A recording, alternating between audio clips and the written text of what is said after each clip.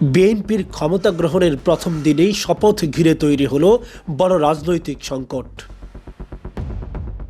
সংসদের প্রথম অধিবেশন, নতুন এমপিদের শপথ নিয়ে উৎসবমুখর পরিবেশের প্রত্যাশা ছিল, কিন্তু সেই দিনেই সংবিধান সংস্কার পরিষদ নিয়ে মুখোমুখি অবস্থানে দাঁড়িয়ে গেল ক্ষমতাসীন বিএনপি ও জামায়াতে ইসলামীর নেতৃত্বাধীন বিরোধী জোট। সংসদ সদস্য হিসেবে শপথ নিলেন বিএনপির নবনির্বাচিত এমপিরা, কিন্তু পরিষদের সদস্য হিসেবে শপথ নেওয়ার প্রশ্নে তারা জানিয়ে দিলেন না। দলটির নেতারা বলছেন, সংবিধানে এখনও পরিষদের বিধান অন্তর্ভুক্ত হয়নি।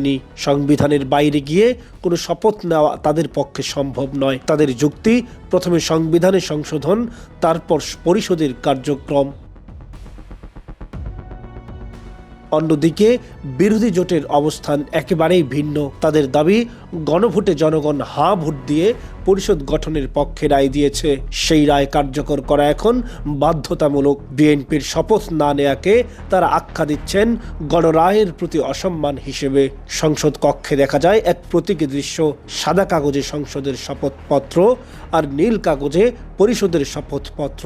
বিএনপি এমপিরা সাদা কাগজে শপথ নিলেন, কিন্তু নীল কাগজ চেয়ারে রেখেই বেরিয়ে গেলেন কক্ষ থেকে। এরপর বিরোধী জোটের এমপিরা সংসদ সদস্য হিসেবে শপথ নিয়ে পরিষদের সদস্য হিসেবেও শপথ নেন। তাদের ভাষ্য, সংস্কারের প্রক্রিয়া থামবে না। এদিকে পরিস্থিতি আরও জটিল করেছে আরেকটি ঘটনা। গণভোটের বৈধতা চ্যালেঞ্জ করে হাইকোর্টে দায়ের হয়েছে রিট।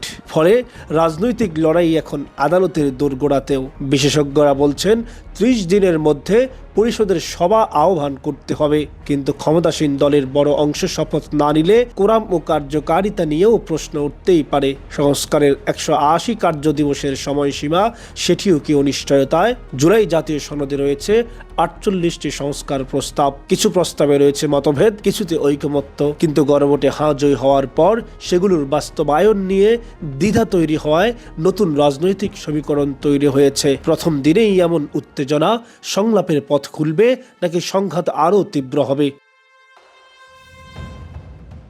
নতুন সরকারের যাত্রাপথে এ যেন এক অপ্রত্যাশিত বাঁক। শুরুতেই হোঁচট, এখন দেখার বিষয় এই হোঁচট সামলে সরকার কত দ্রুত এগোতে পারে সংস্কারের পথে। মাহাইর ইসলাম, নিউজ ডেস্ক।